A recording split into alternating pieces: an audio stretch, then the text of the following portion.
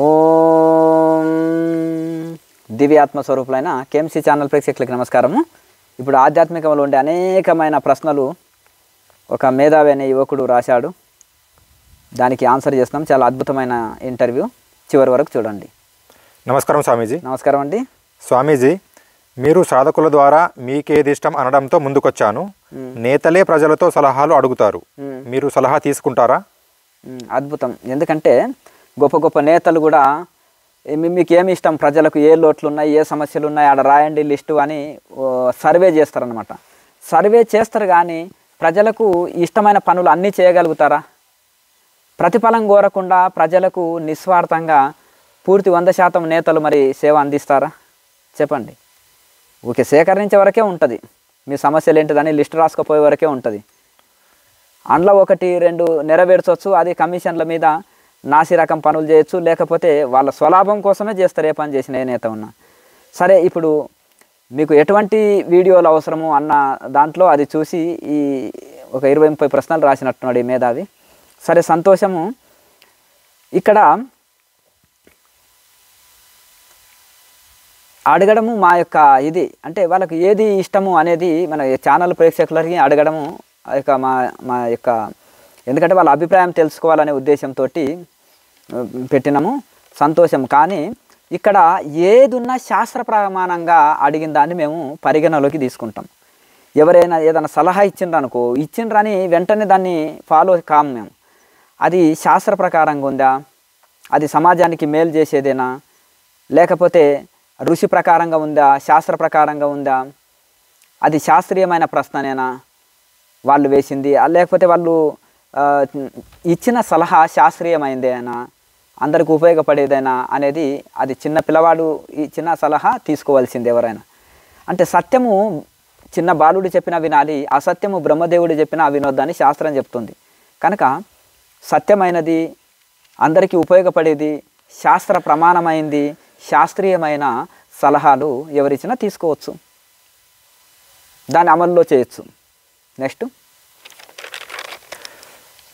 స్వామీజీ, ఈ రోజుల్లో మహాయోగులు ఎవరు లేరు కదా?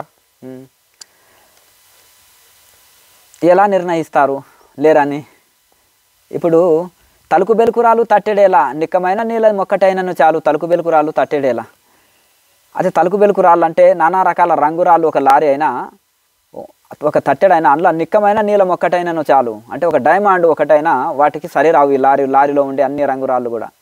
కనుక ఆ తలుకు బెలుకురాళ్ళు తట్టెడైనా ఏమి మరి. కనుక ఆ యొక్క నిక్కమైన నీలం మొక్కటైనను చాలు అని వేమన యోగి అంటాడు. ఆ నిక్కమైన నీలం అంటే ఒక డైమండ్ ఒకటి చాలు. ఒక ఋషి, ఒక అవధూత, ఒక యోగి అనేవాళ్ళు మరి ఆ యొక్క ఇదనమాట. ఆ శాస్త్ర వాక్యము కూడా మనము పుస్తకాలు చదివినానని కొంతమంది అంటారు. నేను 1000 చదివినాను, 2000 చదివినాను అంటారు. ఆ చెత్త పుస్తకాలు ఎవరికి కావాలి? ఒక శాస్త్రీయమైన పుస్తకము, శాస్త్ర ప్రమాణం కలిగిన పుస్తకము ఒక్కటి చదివినా చాలు. గోవు పాలు ఒక గరిటెడు తాగినా చాలు. గంగి గోవు పాలు గరిటెడైనా చాలు. కడివెడైనానేమి కరిమే పాలు, గాడిద పాలు కడివెడైతేనేమి. అర్థమైంది కదా? ప్రసాదం, భగవత్ ప్రసాదము, పరిశుద్ధమైన మంచి ఆరోగ్యకరమైన భోజనం పిడికెట్ తిన్నా సరిపోతుంటుంది. సద్యాన్నము పెద్ద 1 కేజీ తిన్నా లాభం ఏముంది? ఆరోగ్యం పాడు చేసేది, విటమిన్స్ లేనిది, సారహీనమైంది, చెడిపోయిన ఆహారం. కనుక అలాగే ఒక శాస్త్ర ప్రమాణం ఉన్న శాస్త్రం ఒక్కటి చాలు, ఉపనిషత్తులు లాంటివి. ఇక ఈ అన్ని చెత్త పుస్తకాలు మనకు 1000 చదివినా లాభం లేదు. అలాగే అందరూ ఒక పిచ్చివాడు, ఒక మిగతా ఒక అవధూత, వీళ్ళంతా ఒకేలాగానే కనిపించవచ్చు. ఒక 100 మంది పిచ్చివాళ్ళు ఒకలాగా కనిపించచ్చు, ఒక అవధూత ఒకేలాగా కనిపించచ్చు. కానీ ఉప్పు కర్పూరమునొక్క పోలిక నుండి చూడ రుచుల జాడ వేరు, పురుషులందు పుణ్య పురుషులు వేరయ్యా. మరి వేమన యోగి చెప్పినట్టు పురుషులందు పుణ్య పురుషులు వేరు. అందరి గడ్డాలు మిసాలే ఉంటాయి పురుషులకు, కానీ ఆ పుణ్య పురుషులు ఋషులు వేరు ఉంటారు. ఉప్పు కర్పూరం ఒకలాకున్నా నిప్పు మీద వేస్తే ఒకటి జ్యోతి అయి వెలుగుతుంది, ఒకటి చిటపట అంటుంది. ఉప్పుని అగ్నిలో వేస్తే చిటపట అంటుంది, అదే నిప్పు మీద కర్పూరం వేస్తే జ్యోతి అయి వెలుగుతుంది. అలాగే ఈ యొక్క ఋషులని కనుక్కోవాలంటే నువ్వు ఋషివే కావాలి. డాక్టర్ని కనుక్కోవాలంటే ఒక డాక్టరే కనుక్కుంటాడు, పేషెంట్ కనుక్కోలేడు. అలాగే ఇప్పుడు ఒక జ్ఞానిని కనుక్కోవాలంటే నువ్వు జ్ఞానివే అయి ఉండాలి. కనుక అజ్ఞానులని జ్ఞానులు తెలుసుకోగలుగుతారు, ఇంకో జ్ఞాని తెలుసుకోగలుగుతారు. జ్ఞాని ఒక జ్ఞానిని తెలుసుకోలేడు. కనుక అక్కడక్కడ ఉంటారు, చాలా తక్కువ ఉంటాయి. రాళ్ళు ఎక్కువ ఉంటాయి ప్రపంచంలో, కంకర రాళ్ళు చాలా ఉంటాయి, కానీ సాలగ్రామాలు చాలా తక్కువ ఉంటాయి కదా. కంకర రాళ్ళు చాలా ఎక్కువ ఉంటాయి, డైమండ్స్ చాలా తక్కువ ఉంటాయి కదా. అది రాయి, ఇది రాయి, ఇది విలువైన రాయి. కనుక అట్లాగే ఈ యొక్క ప్రపంచంలో పురుషులందు పుణ్య పురుషులు వేరు. అలాగే ఈ ప్రపంచంలో కూడా ఎంతోమంది ఉన్నప్పటికీ అలా జ్ఞానులనే వాళ్ళు, అవధూతలనే వాళ్ళు, మహానుభావులు అనే వాళ్ళు రహస్యంగా ఉంటారు, మరుగుపరుచుకొని ఉంటారు. వాళ్ళకి పబ్లిసిటీ అవసరం లేదు, ప్రపంచంలోకి రారు, వాళ్ళని గుర్తించకుండా రహస్యంగా జీవిస్తుంటారు. వాళ్ళని తెలివైన వాళ్ళు గుర్తించి చేరాలి. అటు వాళ్ళు ప్రతి యుగంలో ఉంటారు, ప్రతిసారి ఉంటారు. తక్కువ ఎక్కువ ఇంతే భేదం. మామూలు జనాలు ఎక్కువ ఉంటారు, ఋషులు తక్కువ ఉంటారు. ఆ తక్కువ ఉన్న వాళ్ళని గుర్తించగలగాలి. జ్ఞానులే గుర్తించగలుగుతారు వాళ్ళని. హిమాలయాల్లో ఇప్పటికి కూడా చాలామంది ఉన్నారు. సూక్ష్మ శరీరంలో ఉన్న వాళ్ళని పక్కకు పెడితే శరీరంతో కనిపించే వాళ్ళు కూడా, దర్శనం ఇచ్చే వాళ్ళు కూడా చాలామంది ఉన్నారు. వాళ్ళని చూడగలగాలి, చూసే ఇది ఉండాలి. మహాయోగులు లేరు అని మనం నిర్ణయించడానికి ఎవరం? అట్లా అది తప్పు ప్రశ్న. ఉంటారు, వాళ్ళని గుర్తించి చేరగలగాలి. ప్రతి యుగంలో ఉంటారు. నెక్స్ట్, స్వామీజీ, మీరు కోరితే ప్రచారం చేస్తాము, సామాగ్రి, ధనం, బియ్యం, పప్పులు వసూలు చేస్తాము, అడుక్కొస్తాము. ఓహో అట్లనా. స్వామీజీ 18 సంవత్సరాలు అయింది ఇక్కడ సంస్థ నెలకొల్పి, హిమాలయం నుంచి వచ్చి. అప్పుడప్పుడు మళ్ళీ వెళ్తుంటాం మేము. వచ్చి 18 సంవత్సరాలు అయింది. ఎవరినైనా బియ్యం పప్పులకో చందా బుక్కులకో మేము పంపించినామా? ఇక్కడ మా మీద శరణాగతి ఉండి గురి ఉండి మా సాధకుల్ని మేము పంపించము. అలాగే డొనేషన్ల బుక్కులు కలెక్ట్ చేయించడం అనేది మా పద్ధతి కాదు. ఇక్కడ మన సేవల్ని గుర్తించి ఎవరైనా స్పందించి ఇక్కడికి వచ్చిన వాళ్ళు సహాయం చేస్తే మఠం నడుస్తుంది, సాధకులు సహకరిస్తే. అంతేగాని ప్రచారాలకు చందాలకు మేము తిప్పము. గృహస్థులకు ఉండేదే చాలా తక్కువ టైం. సాధన చేసుకొని తరించండి. రోడ్ల మీద వెళ్ళి ప్రచారానికో లేకపోతే చందాలకో తిరగడమో లేకపోతే ధ్యాన ప్రచారానికో కాదు. మీకు ఆ స్థాయి ఇంకా రాలేదు, ధ్యాన ప్రచారం చేసే స్థాయి మీకు రాలేదు. మీరు సాధక దశలో ఉన్నారు కనుక మీరు శిక్షణ ఇస్తే మిగతా వాళ్ళు చెడిపోతారు. ఎందుకంటే మీరు నిద్రపోయి వాళ్ళని నిద్రపుస్తారు, ఆ నిద్రనే రైట్ అని చెప్తారు. ఆ పిచ్చి పిచ్చి పుస్తకాలు చదవడం, దీనివలన ఇది కన్ఫ్యూజ్ అవుతారు. కనుక 1వ తరగతి వాడు టీచర్ అయితే చాలా ప్రమాదం. కనుక అలాగే సాధన దశలో చదువుకునే తప్పుడు చదువుకోవాలి. చదువు పూర్తయి టీచర్ అయిన తర్వాత పాఠాలు చెప్తారు. సాధన దశలో సాధననే ముఖ్యం. సాధన పూర్తయిన తర్వాత అప్పుడు ఒక గురువుగా మారుతాడు. అప్పటి వరకు సాధన మీద దృష్టి పెట్టాలి. అయితే ఇక్కడ అంటే మామూలుగా కూడా ప్రలోభ పెడుతున్నట్టున్నారు. బియ్యం పప్పులు ఇస్తాము, డొనేషన్లు ఇప్పిస్తామని. మరి ఎందుకు ప్రలోభ పెడుతున్నారు? మా నుంచి మీరు ఏం ఆశిస్తున్నారు? మేము ప్రతిఫలం కోరకుండా సేవ అందిస్తున్నాం అంటే మీరు చెప్పినట్టు మేము వినాలని, అంతే కదా. మరి దాంట్లో ఉద్దేశము అంటే మేము ప్రచారం చేయడానికే ఒప్పుకోము. ఎందుకంటే అర్హత లేని వాళ్ళని సమాజంలోకి పంపడానికి మాకు ఇష్టం లేదు.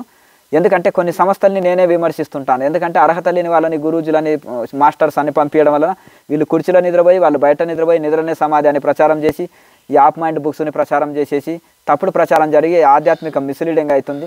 చాలా మనకి ధనమన ప్రాణాలు హాని జరుగుతున్నాయి చాలా ప్రజలకు. ఎందుకంటే రాంగ్ మెడిటేషన్ చేసి రోగాల పాలవుతున్నారు. వంగి కూర్చొని నిద్రపోయి నడువు నొప్పులు, మెడు నొప్పులు తెలుసుకొని అంత చాలామంది అదే ధ్యానంగా ఫీల్ అయ్యి రోగాల పుట్ట శరీరం చేసుకుంటున్నారు.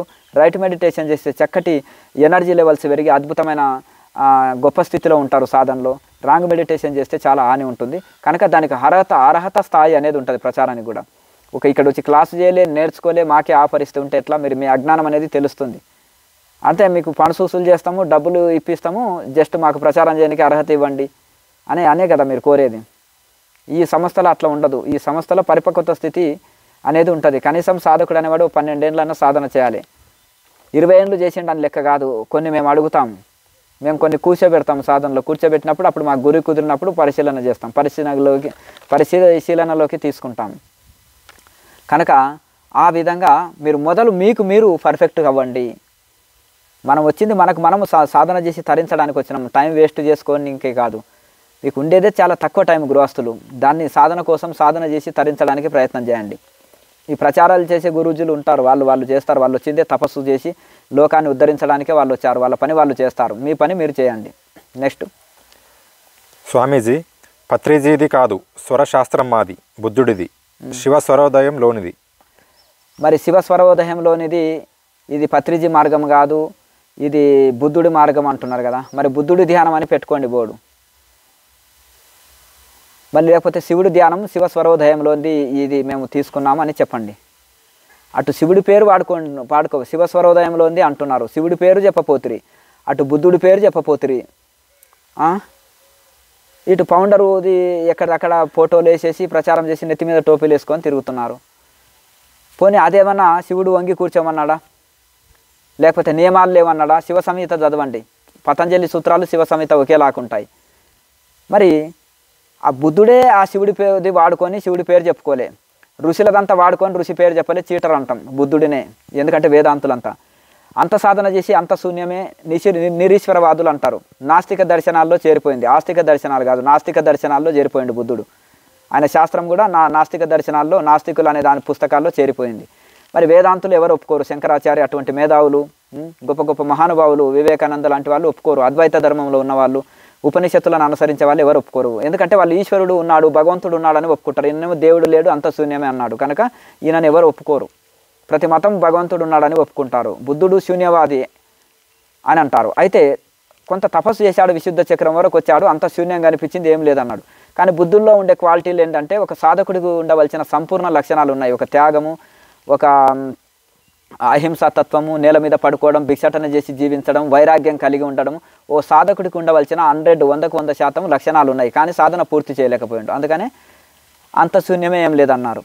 కనుక ఆయన కూడా చీటరే అంటాం. ఎందుకంటే ఒక ఋషులది వాడుకున్నప్పుడు, ఒక కంపెనీ బ్రాండ్ వాడుకుంటున్నప్పుడు దాని పేరు చెప్పుకోవాలి, ఒకరి ద్వారా మేలు పొందినప్పుడు ఆ పేరు చెప్పుకోవాలి. ఇక్కడ ఆయన ఏం చేశాడు, అది శివ స్వరోదయంలోనే తీసుకోవచ్చు, కానీ శివుడి పేరు చెప్పుకోలే, ఉపనిషత్తుల పేరు చెప్పుకోలే, అష్టాంగ మార్గం అని అష్టాంగ యోగాన్ని కొంత కాపీ కొట్టి దాన్ని చెప్పుకోలే, పంచశీలాలని యమనియమాలని తీసుకొచ్చి పంచశీలాలని పెట్టి దాన్ని చెప్పుకోలే. సరే ఏదైనా ఉండని ఒక మంచి మార్గంలో నడిచాడు, సాధన పూర్తి చేయలేదు. ఒక గురువు లేకపోతే ఎంత అపాయం అంటే, గురువు లేనిదే గుర్తు ఎట్లా తెలుసునో అజునికైనా వాని అబ్బకైనా తాళం చేయలేక తలుపు ఎట్లా వచ్చురా విశ్వదాభిరామ వినురవేమ. ఎందుకంటే తాళం చేయలేక తలుపు రాదు, సూత్రం లేక లెక్క రాదు. అలాగే ఈ యొక్క గురువు లేనిది మార్గం తెలియదు. కనుక మరి బుద్ధుడు అన్నీ చూసిండు, అన్ని ఎంతో మంది ఋషుల దగ్గర శిక్షణ తీసుకున్నాడు, ఎక్కడెక్కడో తిరిగాడు, గురువు లేకుండా సాధన చేసి అంత శూన్యమే అన్నాడు. అదే ఒక గురువు దగ్గర శిక్షణ తీసుకుంటే తనలోని చైతన్యాన్ని అనుభూతి కలిగించుతూ, తనలోని అది ఆ సమాధి స్థితి ఎట్లా చేరుకోవాలి, దైవ అనుభూతి ఎట్లా పొందాలి, నువ్వు శరీరానికి ఆత్మకు వేరే చెప్తుండే, ప్రపంచానికి పరమాత్మకు భేదం చెప్తుండి అది చెప్పి ఆ పరమాత్మ అనుభూతిని కలిగిస్తుండే గురువు. కానీ ఇదేమి లేకుండా సొంత సాధనలు చేసిండు కాబట్టి చివరికి అంత శూన్యమే అని ఫెయిల్ అయిపోయిండు. అందుకనే జ్ఞానులైన వాళ్ళు, గొప్ప గొప్ప మహానుభావులు, వేదాంతులు ఎవరు ఒప్పుకోరు ఈయనని, శూన్యవాదులు అంటారు. కనుక అంత శూన్యమే అన్నాడు కాబట్టి శూన్యవాదులు, నిరీశ్వరవాదులు. అలాగే ఇంకేమి మన నాస్తిక దర్శనాలు, వాళ్ళు రాసినవి ఏంటంటే నాస్తిక దర్శనాలు. ఆస్తిక దర్శనాలు 6 ఉంటాయి, నాస్తిక దర్శనాలు 6 ఉంటాయి. నాస్తిక దర్శనాలు అని అంటారు అనమాట. వీళ్ళు నాస్తికులు అనే పేరు పడిపోయినరు. మరి ఇంత సాధన చేసి ఏమి లాభం? కనుక అదే గురువుని తీసుకుంటే శాస్త్రీయంగా అతను తరించేవాడు. ఆయన కొన్ని మంచి నియమాల పద్ధతులు పెట్టాడు. ఆయన 3వ తరం అంతా వచ్చేసి ఏం చెప్పారు, మొత్తము ఏమీ లేదు, దేవుడు మన వీళ్ళంతా కూడా తాంత్రికాన్ని అందులోకి జతపరిచి మధుమాంసాలు స్వీకరిస్తూ నానా రకాల నిషిద్ధ కార్యాలు అంత చేస్తూ, వైన్ తాగుతూ, వ్యభిచారం చేస్తూ, దొంగతనాలు చేస్తూ, మళ్ళీ గుండు కొట్టుకొని బౌద్ధ సన్యాసుల వేషంలో ఉండి పెళ్ళిళ్ళు చేసుకొని 10 మంది పిల్లలు కానీ అందరూ భిక్షాటన చేస్తూ జీవిస్తూ, వాళ్ళకి అడ్డొచ్చిన వాళ్ళని మళ్ళీ తిరిగి వాళ్ళని వాళ్ళతోటి కొట్టడం, వాళ్ళని అట్లా రాజులని శిష్యులు చేశారు కాబట్టి రాజులు వాళ్ళ మాట వినడం వలన ఇట్లా లోకానికి మరి హాని చేసేపోయారు కదా ఇట్లా. కనుక ఆ విధంగా మీరు అవసరానికి వేదాంతం అంటారనమాట. ఎవరన్నా ఒకరు చంపారనుకోండి, చంపిన తర్వాత అయ్యో చచ్చేదెవరు చంపిందెవరు అని భగవద్గీత చెప్తుంది కదా అని అన్నారంట ఒక మహానుభావు, ఒక మేధావి వెళ్ళి. ఓహో అట్లనా, మరి నువ్వు చంపలేదు, అతను చావలేదు, ఇతని శరీరాన్నే ఉరిదీయండి, ఇతని ఆత్మను ఏం చేయకండి అని జడ్జిమెంట్ ఇచ్చారంట జడ్జి గారు. మరి చూసారా, అయ్యో చాలా అన్యాయం అండి, నన్ను ఎట్లా ఉరి తీస్తారు, చచ్చేదెవరు చంపేదెవరు అంటే మరి ఉరి తీసేవాడెవరు, అలాగే జడ్జిమెంట్ ఇచ్చేవాళ్ళు ఎవరు, ఉరి తీసేవాళ్ళు ఎవరు, నీ శరీరాన్ని ఉరి తీస్తున్నారు, ఆత్మను ఏం చేయరని చెప్పారంట. కనుక మరి అట్లే ఆ విధంగా అవసరానికి వేదాంతం అంటే వీళ్ళకి అక్కర వచ్చినప్పుడు ఇలాంటి వీరి మాంసం తినాలనిపిస్తుంది అనుకో, అంత బ్రహ్మస్వరూపమే అంటారు. మందు కొట్టాలనిపించింది అనుకో, అంత బ్రహ్మస్వరూపమే. అయ్యో మీకు మాంసానికి మందుకు తేడా ఉందా, మాంసానికి పప్పన్నానికి తేడా ఉందా, మీకు పక్కవాడి భార్యకి ఇతని భార్య మీ భార్యకి తేడా ఉందా, అంత బ్రహ్మస్వరూపమే కదా, అనుభవించడానికే కదా అంత వచ్చింది ఉన్నది. ఇప్పుడు ఇటువంటి వేదాంతాన్ని ఉల్టార్థం చేసుకునేటోళ్ళు వీళ్ళని శుష్క వేదాంతులు అంటారనమాట. ఇట్లా కూడా అర్థం చేసుకొని విపరీతార్థాలు తీసే వాళ్ళు కూడా ఉన్నారు. కనుక అవసరానికి శాస్త్రాన్ని వాడుకొని, అవసరానికి ఋషుల పేర్లు దేవతల పేర్లు వాడుకొని, అవసరానికి ఇది వాడుకొని వాటిని ఖండిస్తూ ఉండే వీళ్ళని దూర్తులు అంటారు, కనుక పాషండులు అంటారనమాట. ఇట్లా ఈ విధంగా అవసరానికి వాడేసుకుంటారు అంతే తప్ప ఆ ఋషుల ఆశయం ఏంటిది? వాళ్ళు యమ నియమాలు చెప్పారు, వాళ్ళు ఆహార నియమాలు చెప్పారు, వాళ్ళు సాధన ఎలా చేయమన్నారు, నిద్రపోతే సమాధి అని చెప్పమనిలే, వంగి కూర్చోమని చెప్పలే, శివ స్వరోదయం చక్కగా చదవండి కళ్ళు ఒళ్ళు దగ్గర పెట్టుకొని. తర్వాత శివ పరమాత్మ చెప్పిన ఆ యొక్క శివ సంహిత చదవండి, పతంజలి సూత్రాలకు ఈక్వల్ ఉంటుంది. మరి అందులో ఏం చెప్పారు? ఆ సిద్ధాంతాలు లేకుండా ఊరికే దాని ముక్క ఒకటి పట్టుకొని శివ స్వరోదయంలో ఉంది అని మళ్ళీ శివుడి భక్తుల్ని అంత పిచ్చోళ్ళని చేయడానికా? లేకపోతే మేము కూడా శాస్త్రాన్ని అనుసరిస్తున్నామని? మరి శాస్త్రాన్ని అనుసరించినప్పుడు ప్రతి ఒక్కటి యమనియమాలు అవన్నీ చెప్పండి. అవన్నీ చక్కగా నిద్రపోతే ధ్యానం కాదు, కల వస్తే హాస్టల్ ట్రావెలింగ్ కాదు, వంగి కూర్చోవద్దు, చక్కగా ఆసనం మీద కూర్చోవాలి, పంచశీలాలు పాటించాలి, యమనియమాలు పాటించాలి, ఇవన్నీ పాటించాలని అది శాస్త్రీయంగా దాన్ని ఎవరైనా నిద్రపోతున్నా దాన్ని ఖండిస్తూ సరి చేయండి, అప్పుడు ఎవరైనా ఒప్పుకుంటారు. అట్లా కాకుండా ఇటు ఋషుల పేర్లు దేవతల పేర్లు అవసరానికి వాడుకుంటూ ఇది మేము కొత్త మతం క్రియేటివ్ చేసినామని ఆ ఫౌండర్ పేర్లు ఏడబడితే ఆడ బోర్లు వేసుకుంటూ ఆ నెత్తి మీద టోపీలు పెట్టుకుంటూ ప్రచారం చేసేసి ఏదో కొత్తగా క్రియేటివ్ చేసిండ్రు. మీరు ఎప్పుడైనా ఒక్క నోటిగుంట శివుడిని పోగిడారా? మరి శివస్వరోదయంలోది కాపీ కొట్టినాం మేము కూడా చీటర్సు, చైనా వాడు అన్ని కాపీ కొడతారు చూడండి, మొత్తం డూప్లికేట్ చేసేస్తారు చూడు, మేము కూడా ఇది కాపీ కొట్టినామని ఇప్పుడు చెప్పడానికి వస్తున్నారు. మీది పరంపర లేదని ఖండిస్తున్నప్పుడు మరి శివుడు చెప్పిన సూత్రాలు అన్నీ చెప్పండి, దాన్ని కరెక్ట్గా దాని ప్రకారంగా ఫాలో అప్ చేయండి. అట్లా కాకుండా బుద్ధుడే నేను శివుడిది తీసుకున్నాను చెప్పలే.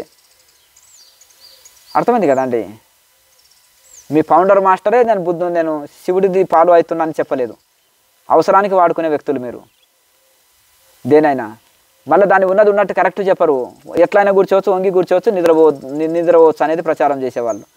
కనుక ఎవడి చెవిలో పువ్వు పెట్టడానికి శివ స్వరోదయంలోంది ఇది అని, శివ స్వరోదయంలోంది ఈ పాయింట్ మేము తీసుకున్నాం, మేము కూడా శివుడిదే చేస్తున్నాం కదా అనడం చాలా తప్పు. అది శివుడు ఎన్నో టెక్నిక్లు చెప్తూ ఒక టెక్నిక్ చెప్పొచ్చు, అందులో దాన్ని 100% మీరు ఫాలో అవుతున్నారా? వంగి కూర్చొని నిద్ర అంటున్నారు, ఎక్కడ ఋషి పరంపర పేరు చెప్పరు, ఇష్టం వచ్చినట్టు ధ్యానం చేయొచ్చు అని దానికి మళ్ళీ ఇది అవసరానికి వాడుకొని జనాలని పిచ్చోళ్ళని చేయడానికా? అట్లా అబద్ధం చెప్పకూడదు. ఉన్నప్పుడు ఫాలో అయినప్పుడు 100% ఒక ఫార్ములా ఉంటుంది ఋషి పరంపరలో, ఆ ఫార్ములాని పాటించి ఆ పేరు చెప్పుకున్నా తప్పు కాదు. నెక్స్ట్ స్వామీజీ, మీరంటే గౌరవము, సత్సంగం, ఇంటర్వ్యూ బాగా సాగాలి.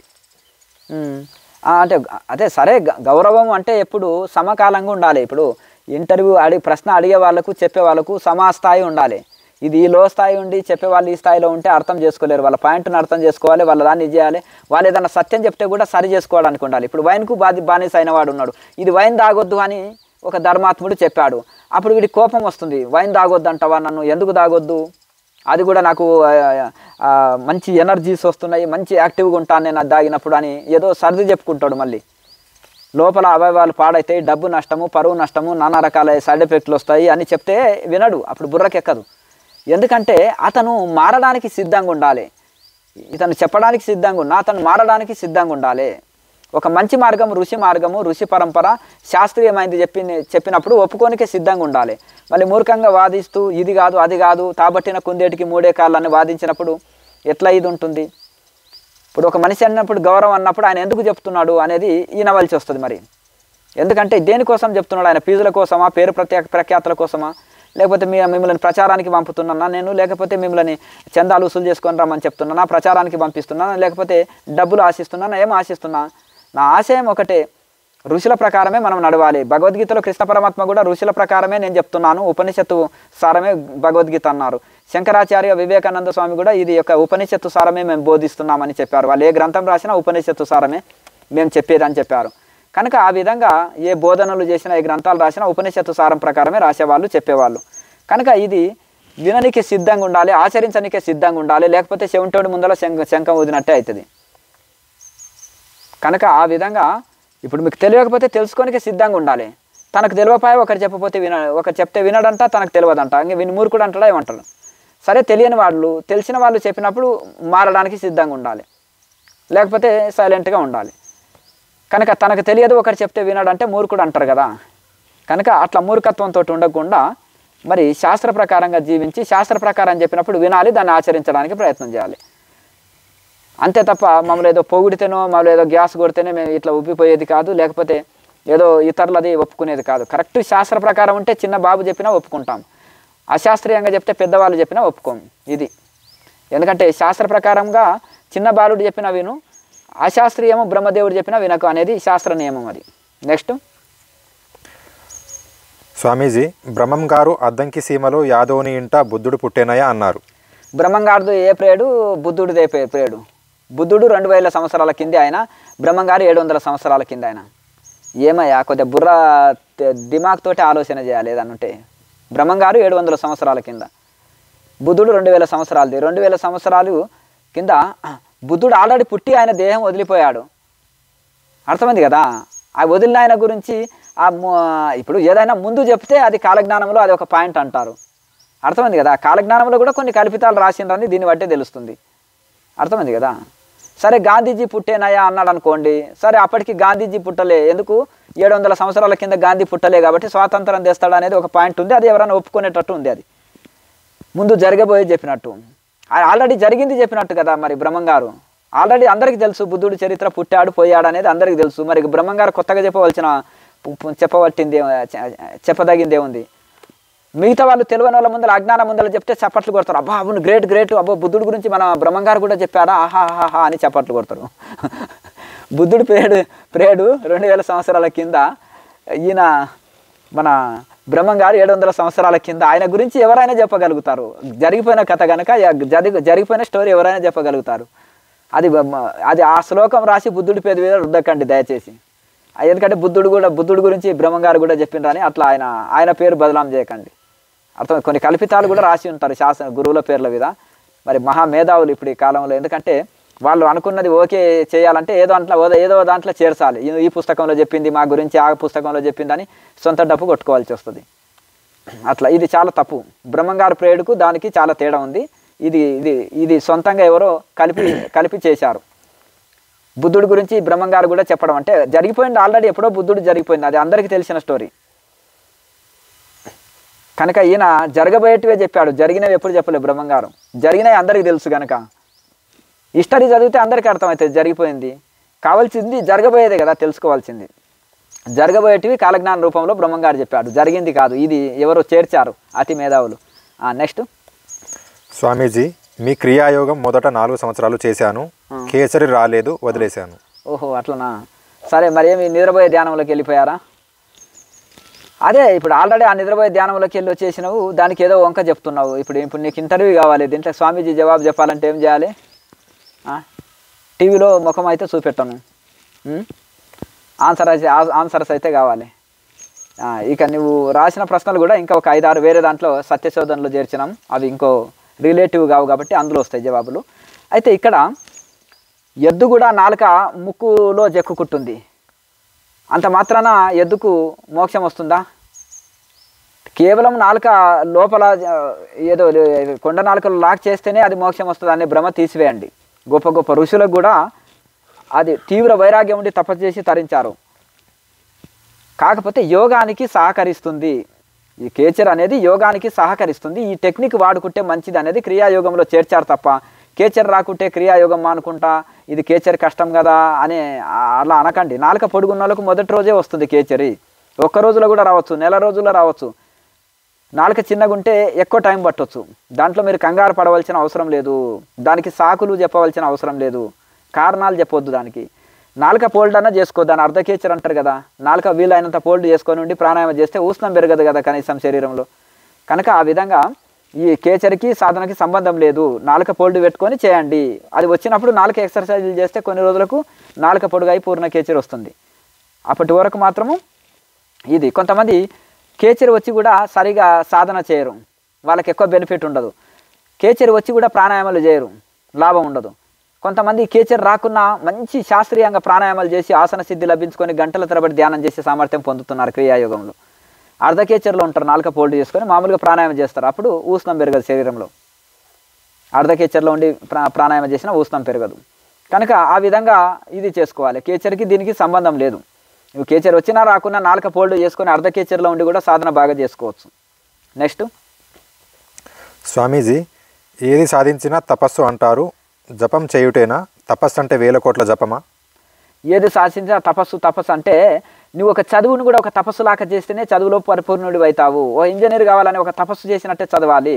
ఆయన చాలా తపస్సు చేస్తున్నాడండి అంటారు కదా, అలాగే మనం ఏంటిదంటే ఒక తప్పించిపోవాలి. తప్పించిపోవడమే అంటే నీ లక్ష్యంలో తప్పించిపోవాలి. నీకేం ఇంజనీర్ కావాలి, డాక్టర్ కావాలి, కలెక్టర్ కావాలనే లక్ష్యం ఉంది, అందులో తప్పిస్తే నీకు అది వస్తుంది. నేను కోటీశ్వరుడు కావాలి, బీదవాన్ని నేను కోటీశ్వరుడు కావాలని తప్పిస్తే అందులో నువ్వు తపన చేస్తావు. తపన అంటే ప్రయత్నం, నిరంతర ప్రయత్నం. ఒక తపస్సులాగా చేస్తేనే నువ్వు అనుకున్న లక్ష్యంలో విజయం సాధించగలుగుతావు. అలాగే నేను దైవ మోక్షం పొందాలి అనే సంకల్పము, కోరిక ఇది బంధం కాదు. మోక్షం కావాలనే కోరిక బంధం కాదు. భౌతికమైన కోరికలు బంధాన్ని ఇస్తాయి. కానీ నాకు మోక్షం కావాలని కోరిక పెట్టుకొని మంచి సంకల్పం పెట్టుకొని అవి తప్పించాలి, దానికోసం సాధన చేసినప్పుడు మోక్షం వస్తుంది. నేను డాక్టర్ కావాలని తప్పించి ప్రయత్నం చేసేటోళ్ళకు డాక్టర్ అవుతారు, ఇంజనీర్ కావాలన్న వాళ్ళు ఇంజనీరు, అట్లా తప్పించాలి దేనికైనా. కనుక ఈ తపము అంటే మన లక్ష్యం కోసము, ఇప్పుడు మనకు మోక్షం కావాలనుకుంటాం అంటే భగవంతుడి కోసం తప్పించి చేసే యొక్క ధ్యానాన్నే తపస్సు అంటారు. ఇక్కడ తపం అంటే అంటే లక్షల్లో జపం చేయడం తపస్సు కాదు అది. అంటే అది కూడా ఒక రకమైన తప్పించి చేసేది తపస్సు. అయితే ఇక్కడ తప్పించి చేసే ధ్యానాన్నే తపస్సు కిందికి తీసుకుంటారు. అంటే ఇక జపానికంటే కూడా ఇంకా ముందుకెళ్ళేది ఇది భౌతికమైన తపస్సులు ఇవి. కానీ జపం తర్వాత వచ్చేది ఆ ధ్యాన యోగం నుంచి చేసేదే తపస్సు అంటారు. ఈ జపయోగం అంటారు, జప తప అంటారు కదా. అయ్యా జపతపాలు బాగా చేస్తున్నారండి వారు అంటారు. అంటే జపం వేరు తపం వేరు అని దీంతో తెలుస్తుంది. అంటే జపం చేయడం వేరు, తపం చేయడం వేరు. శరీరాన్ని ప్రపంచాన్ని మరిచిపోయి ఘోరమైన ధ్యానం చేయడం దాన్ని తపస్సు అంటారు. జపమాల దిప్పుతో లేకపోతే నామాన్ని ఉచ్చరిస్తూ పలికేదాన్ని జపము అంటారు. అంటారుగా జప తప అంటే జపతపాలు బాగా చేస్తున్నారండి అంటారు. జపం తర్వాత వచ్చేది నెక్స్ట్ తపస్సే. జపం అనేది కింది స్థాయిది, తపం అనేది పై స్థాయిది. జపం తర్వాత వచ్చేది తపస్సే. కనుక జపం వేరు, తపస్సు వేరు. తప్పించి చేసే ధ్యానము శరీరాన్ని ప్రపంచాన్ని మర్చిపోయి ఘోరంగా మనం ఎల్లవేళలా ధ్యాన యోగంలో గడిపేది తపస్సు అంటారు. ఈ జపం అనేది దానికంటే కింది స్థాయిది, లక్షలకు వేల జపం చేయడము దీన్ని జప తప అంటారు. కాబట్టి జపం దానికంటే కింది స్థాయిది, ధ్యానానికంటే కింది స్థాయిది జప తపాలు అంటారు. కాబట్టి జపం చేసిన వాళ్ళు మళ్ళీ నెక్స్ట్ ముందుకు వెళ్ళేది తపంలోకి, ధ్యానంలోకి వెళ్ళాలి. కనుక తిరిగి ఇంకా లయస్థితిలోకి వెళ్ళాలి. పూజాకోటి సమస్తోత్రం స్తోత్రకోటి సమంజప శ్లోక ప్రకారం చివరికి లయస్థితిలోకి వెళ్ళాలి. ఆ లయం అనేది చాలా ఒకటి తర్వాత ఒకటి. పూజ కంటే జపం, జపం కంటే ధ్యానం, ధ్యానం కంటే లయస్థితి గొప్పది, ఆ సమాధి స్థితి గొప్పది. ఆ స్థితి వరకు మనం వెళ్ళాలి అనమాట. నెక్స్ట్ స్వామీజీ, మౌనవ్రతం చెప్పరేంటి నేటి ఋషి పరంపర? ఎందుకు చెప్పరు? చెప్తారు తప్పకుండా. మౌనం చాలా గొప్పది, ప్రతి ఒక్కరు ఒప్పుకుంటారు. ఒక యోగులు ప్రతి ఒక్కరు మౌనాన్ని ఒప్పుకుంటారు, అష్టాంగ యోగులు తప్పకుండా ఒప్పుకుంటారు. కనుక ఆ విధంగా మౌనము చాలా మంచిది. ధ్యాన యోగులకు చాలా ఉపయోగపడుతుంది మౌనం అనేది. శక్తి ఖర్చు కాదు, టైం వృధా కాదు. ఇతరులు మన మౌనం ఉండరు అని మనతోటి ఎవరు మాట్లాడరు. వచ్చినా కానీ ఇక నోరు మనం తెరిచి మాట్లాడితే గంట సేపు అయిపోవచ్చు. మౌనంలో ఉంటే వెళ్ళిపోతారు, మౌనంలో ఉన్నారు వీళ్ళతోటి ఇంకేం మాట్లాడతాం మనం అని వెళ్ళిపోతారు. టైం వేస్ట్ కాదు. ఇక మౌనం అని పెదవులు బిగ్గర మూసుకొని ఆ పేపర్ల మీదనో పలకల మీదనో ఒకటే గంటల తరబడి రాసేస్తే లాభం లేదు. పేపర్లు రాస్తే అది మౌనం అనబడదు. ఇంకా అది చేతికి పని ఉండే, మైండ్కి పని ఉండే, అన్నిటికీ పని ఉండే. త్రికరణ శుద్ధి కావాలి రాయాలంటే. మరి ఆ త్రికరణాలంటే ఇవన్నీ మూడు పనులు చేస్తుంటాయి. కానీ మౌనం అంటే మనసులయమే మౌనము. మనసు నిలకడ చెంది ఉండడమే నిజమైన మౌనము. మనోలయమే నిజమైన మౌనము. మనసుకు పని చెప్పకపోవడమే, మనసుని నిశ్చలంగా పెట్టుకోవడమే నిజమైన మౌనం అవుతుంది. అది రాయడము, అది సైగలు బిగ్గరగా చేసి చెప్పడం దీని మౌనం అనిపించుకోదు. కనుక మౌనం అనేది సాధనకు చాలా ఉపయోగపడుతుంది. మేము ఎన్నో వీడియోలలో చెప్పినాము, పుస్తకాల్లో కూడా చాలా రాసినాం మౌనం గొప్పతనం. మేము మౌనం పట్టుకొని తపస్సులు చేసినాం చాలా కాలం. మేము మౌనం ఎందుకు ఒప్పుకోం? మౌనం చాలా గొప్పది. మౌనంలో నేను చాలా కాలం తపస్సు చేసినాను, పూర్తి స్థాయి మౌనం పాటించినాను సంవత్సరాల కొద్దీ. మౌనం చాలా గొప్పది, ప్రతి ఒక్కరు పాటించవచ్చు. నెక్స్ట్ అంటే వారానికి ఒకసారి అని పెట్టుకోవాలి, లేదంటే నెలకు ఒకసారి అని పెట్టుకుంటూ అలా మనము కంటిన్యూ చేసుకోవచ్చు. అలా పెంచుకుంటూ పోవచ్చు మౌనాలు కూడా. నెక్స్ట్ స్వామీజీ, మీరు శక్తిపాతం చేయగలరా? వీరుని శూరుని అని ఏ ఋషి చెప్పుకోరు. దాసభావనతోటి మేము దాసులం అని చెప్తారు. లాయర్ మాసే నేను అందరికీ దాసుని అంటారు. కనుక ఏ ఋషి అయినా కానీ అది వాళ్ళని అనుసరించేటోళ్ళకే తెలుస్తుంటుంది. గురువు ఏం చేస్తారు, ఏం చేయగలరు, ఎట్లా అనేది అది వాళ్ళని ఎవరైతే అనుసరిస్తారో వాళ్ళకే తెలుస్తుంది. అది పబ్లిక్గా ఇది అది చెప్పుకోరు. అర్థమైంది కదా? ఎవరైతే శరణాగతి కలిగి ఉండి చక్కగా సాధన చేసినప్పుడు గురువు నుంచి అన్నీ లభిస్తాయి, అన్ని అనుగ్రహాలు లభిస్తాయి. అవి అన్నీ ఒకదాని తర్వాత ఒక తర్వాత ఎవరు దేనికి అర్హులైనరు అనేది, 1 తరగతి పాస్ అయితే 2వ తరగతిలో వాళ్ళు ఆటోమేటిక్గా మనం వెళుతాం, 2 పాస్ అయితే 3వ తరగతిలోకి వెళుతాం. ఎవరెవరు దేనికి అర్హత అనేది వాళ్ళ గత జన్మ సంస్కారాన్ని బట్టి దాన్ని బట్టి గురువులు గ్రహించగలుగుతారు. ఎవరికి ఏది అవసరం, ఎప్పుడు అవసరం, వాళ్ళు ఏ స్థాయిలో ఉన్నారు, ఎట్లా ఏంటిది అనేది వాళ్ళు గుర్తుపట్టి ఏది ఎప్పుడు కావాలనో గురువులు దానికి అందిస్తారు. అర్థమైందిగా. క్రియాయోగంలో శక్తిపాతం అనేది కూడా ఒక మెట్టు. శక్తిపాతం అంటే ఆసన ప్రాణాయామ బంధన ముద్ర క్రియలు ఇవి చెప్పి ఆ పరంపరలోనే ఉంటుంది తప్ప చెవుల మంత్రాలు చెప్పేటోళ్ళు శక్తిపాతం చేయలేరు. అలాగే ఇంకా ఉట్టిగానే ఏదో ఒక ముద్ర పెట్టుకొని కళ్ళు మూసుకొని కూర్చొని ఇది చేసేటోళ్ళు శక్తిపాతం చేయలేరు. వంగి కూర్చొని నిద్రపోయి ఇదే ధ్యానం అని ప్రచారం చేసేటోళ్ళు శక్తిపాతం చేయలేరు. ఆసన బంధన ముద్ర ప్రాణాయామ క్రియాలు ఇవన్నీ తెలిసి ఆ శాస్త్ర ప్రకారంగా ఋషి పరంపరలో ఉండి చక్కగా తపస్సు చేసి దైవానుభూతి పొంది ఋషి పరంపరలో ఉండి తపస్సు చేసి అనుభూతి పొందిన వాళ్ళు దానికి అర్హులవుతారు. శక్తిపాతం చేయడానికి కూడా వాళ్ళకి అర్హత ఉంటుంది. ఇవేవి లేకుండా ఉట్టిగా ఏదో పుస్తకం చదివో లేకపోతే గురు పరంపర లేకుండా ఉట్టిగా వంగి నిద్రపోయి ధ్యానమో లేకపోతే చెవుల మంత్రం చెప్తూ నేను శక్తిపాతం చేస్తానంటే ఈజ్ ఏ చీటర్, ఇతను మోసకారి, గుర్తుపెట్టుకోండి. కనుక ఆ విధంగా మీరు ఒక ఋషి పరంపరలో ఉన్న వాళ్ళకు అది సాధ్యమవుతుంది. అది బయటికి చెప్పరు. ఒక డైమండ్ పెట్టి పట్టుకొని పోతుంటే ఏడబడితే ఆడ ఓపెన్ చేస్తారా? కూరగాయలు అయితే ఓపెన్గా కవర్లో పట్టుకొని పోతుంటాం, వైట్ కవర్లో అందరు కనిపించేటట్టు వైట్ కవర్లో పట్టుకొని పోతాం.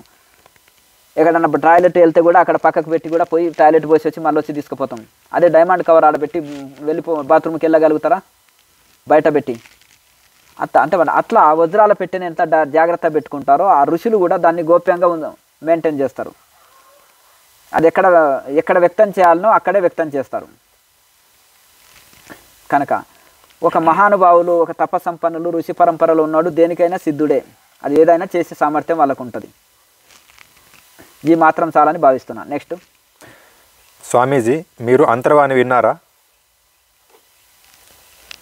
అది ఒక 6 నెలలు సాధన చేస్తే వచ్చేది. అది మీరు పుస్తక నాలెడ్జ్ తోటి వేసే ప్రశ్న తప్ప అనుభవం నాలెడ్జ్ తోటి వేసేది కాదు. ఆ నిద్రపోయే ధ్యానంలో ఇవన్నీ తెలియదు. అది వీటిలో ఎక్కడ సబ్జెక్ట్ రాదు ఇది. ఎందుకంటే కేవలం ఇది ఉపనిషత్తులో ఉండే ప్రశ్న. ఇది రామాంజనేయ సంవాదంలో కానీ ఉపనిషత్తుల్లో కానీ ఇక ఋషి పరంపర గ్రంథాల్లో చెప్పబడ్డవే. లేకపోతే ఆ ఋషులకు తెలిసిన విషయాలు ఇవన్నీ.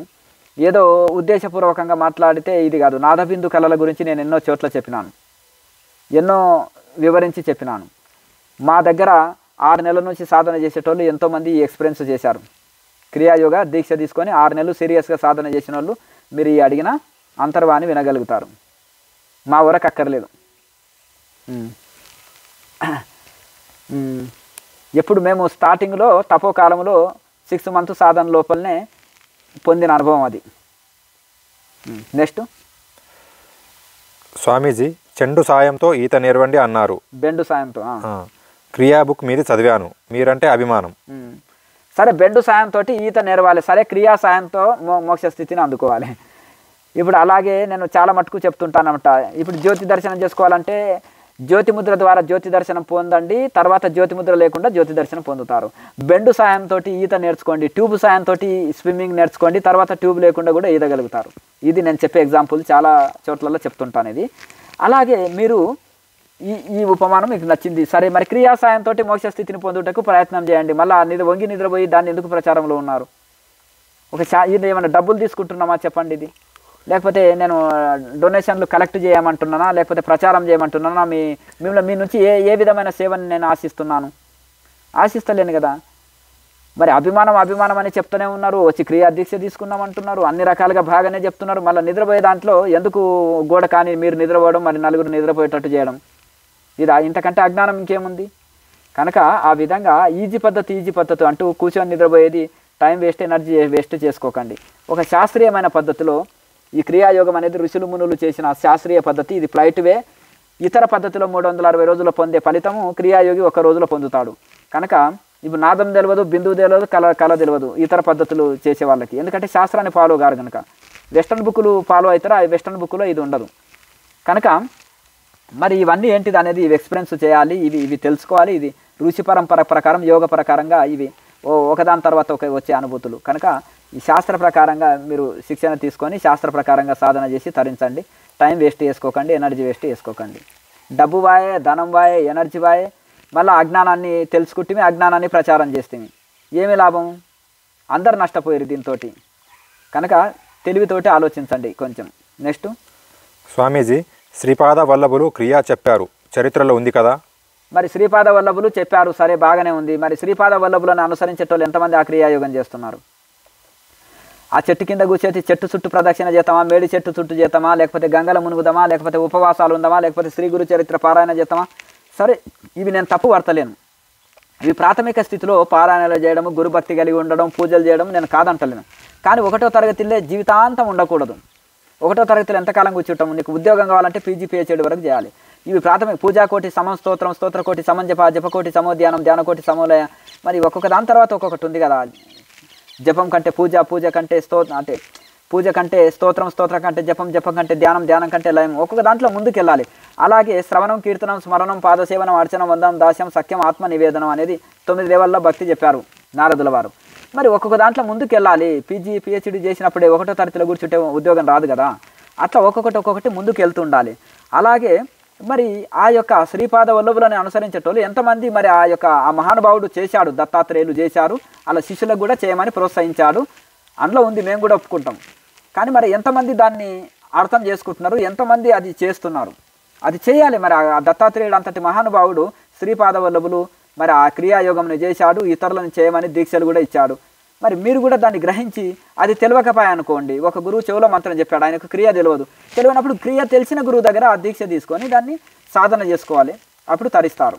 నెక్స్ట్ స్వామీజీ, మిగతా పద్ధతికి క్రియకు తేడా ఏంటి?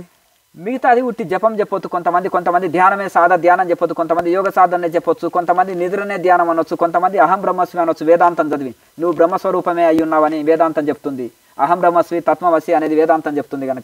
కనుక ఇలా ఒక్కొక్క ఇవి అందరూ ఒక్కొక్క పాయింట్ చెప్తారు. క్రియాయోగం అన్నీ ఉంటుంది. తపస్సు, స్వాధ్యాయం, ఈశ్వర ప్రణిధానం, భక్తి యోగం, జ్ఞానయోగం, ధ్యానయోగం అన్నీ కలిసి ఉంటాయి. ఇలా స్వాధ్యాయము, జ్ఞానయోగము, తపస్సు, ధ్యానయోగము, ఈశ్వర ప్రణిధానము, భక్తి యోగం ఇవన్నీ కలిసి ఉంటుంది క్రియాయోగంలో. కనుక అన్ని యోగంలోని సారము అందించారు. 4 వైపులా కాంపౌండ్ కట్టుకుంటే గార్డెన్లోకి జంతువులు వచ్చి మేయవు. అలాగే మన సాధన చక్కగా రక్షింపబడుతుంది అన్ని కలిపి చేస్తే. జప, ధ్యాన, యోగ, విచారణ, శరణాగతి, యోగము, ధ్యానము అన్నీ కలిపి క్రియాయోగంలో వస్తుంది. అందుకని ఇది ఫ్లైట్ వే, ఇది సైంటిఫిక్ వే, ఇది షార్ట్ కట్ వే, తొందరగా మోక్షాన్ని పొందేది ఈ క్రియాయోగం. అందుకని శాస్త్రీయమంది ఋషులు మునులు చేసింది ఉపనిషత్తు సారము. ఉపనిషత్తు సారమే పతంజలి సూత్రాలు సారమే క్రియాయోగం చెప్పింది బాబాజీ నుంచి మనకు పరంపరగా వచ్చింది. ఇది ఉపనిషత్తు ఋషుల నుంచి వచ్చింది. కనుక ఇది శాస్త్రీయమైంది, ఇది చేసి అందరు తరించవచ్చు. ఇది ఒకటే సైంటిఫిక్. ఎందుకు ఇది సైంటిఫిక్? ఇది ఫ్లైట్ వే అనమాట క్రియాయోగం. ఇతర యోగంలో కంటే షార్ట్ కట్ వే ఇది. కనుక ఇది చేస్తే తరిస్తారు ప్రతి ఒక్కరు. ఇందులో శ్రమ లేదు, ఈజీ పద్ధతి. మళ్ళీ అందులో ఇది ఆరోగ్యం, శాంతి, మోక్షం ప్రసాదించేది. కనుక ఇంత శాస్త్రీయమైనది వేరే పద్ధతి లేదు. నేను అన్నిటిని పరిశీలన చేసి క్రియాయోగంలోకి వచ్చిన. ఇది ఈజీ పద్ధతి, అందరూ చేయొద్దు. గృహస్థులు కూడా చేయొచ్చు, చిన్నపిల్లలు, వృద్ధులు అందరూ చేయొచ్చు. అద్భుతమైన ఫలితం పొందవచ్చు. ఎటువంటి సైడ్ ఎఫెక్ట్లు ఉండవు. తొందరగా మోక్షాన్ని కలిగించే ఇది క్రియాయోగం. నెక్స్ట్ స్వామీజీ, సాయి భక్తులు నామజపం చేస్తారు, సాయి కళలో చూసి ధ్యానం చేస్తారు. నా వైపు చూడు, నీ వైపు చూస్తా అన్నందుక విగ్రహం చూస్తూ ధ్యానం చేయడం రైటేనా? కొంతమంది సాకారంలో త్రాటక కిందికి వస్తుంది. కొంతమంది జ్యోతిని చూస్తారు, కొంతమంది ఫోటోని చూస్తారు, కొంతమంది విగ్రహాన్ని చూసి త్రాటక ధ్యానం చేస్తుంటారు. అది వారు చెప్పినట్టు నా వైపు మీరు చూడండి, నీ వైపు నేను చూస్తాను అనే సూత్రం ప్రకారం వాళ్ళు చేస్తున్నారు అంటున్నారు. అయితే త్రాటకము కొద్ది వరకే ఉపయోగపడుతుంది. త్రాటకం నుంచి కళ్ళు మూసుకొని చేసే ధ్యానం కూడా మనము చేయొచ్చు. దాంట్లో ఇంకా ప్రాణాయామ అభ్యాసం, విచారణ, ధ్యానము ఇవన్నీ చేస్తే ఇంకా అద్భుతంగా ఉంటుంది. అట్లా ఆ విధంగా ఈ విధంగా జపమే ఒకటే కాకుండా ధ్యానం కూడా చేయాలి. త్రాటకం చేస్తాం కదా, త్రాటకం కూడా కొంత ప్రారంభ స్థితిలో ఆ త్రాటకాన్ని కూడా మనము వదిలిపెట్టేసి ఈ ప్రాణాయామ చేయాలి, ధ్యానం చేయాలి, ఆలోచనలు వస్తే విచారణ చేయాలి, సెల్ఫ్ ఎంక్వైరీ చేయాలి. ప్రాణాయామ, విచారణ, ధ్యానం అనేది చాలా ముఖ్యం. ఇవి చాలా శాస్త్రీయమైన పద్ధతులు. ఇవి ఋషులు మునులు చేసినవి, ఇవి తప్పకుండా చేయాలి. నెక్స్ట్ స్వామీజీ, మహాయోగులపై వీడియోలు చేయండి. చేసేది మహాయోగుల గురించే మేము.